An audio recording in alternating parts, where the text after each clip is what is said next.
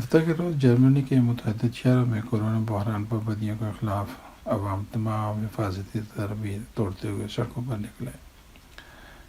مظاہرین نے سلوگن اٹھائے ہوئے تھے جس پر آویزہ تھا کہ وائرس بیماری کا سبب نہیں بنتے۔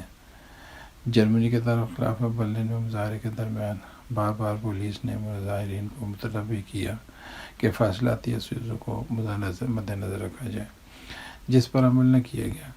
پولیس نے مداخلت کرنے پر 30 افراد کو وقتی طور پر حراست میں لے لیا۔ گرفتاری کی وجہ ذاتی تفصیلات اور ان کی شناخت بھی تھی۔ مظاہروں کی وجہ وہ ویڈیو بھی تھی جو سابقہ ریڈیو میزبان کین جیپسن نے وائرل کی تھی، جس میں ان کا کہنا تھا کہ بل گیٹس اور ان کی اہلیہ میلنڈا مبینہ طور پر عالمی وائرس کی وبا کا ذریعہ بنے ہیں۔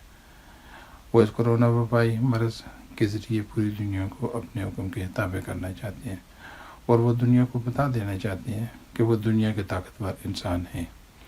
دوسرے لفظوں میں وہ پوری دنیا میں ہیلتھ ڈکٹیٹرشپ قائم کرنا چاہتے ہیں۔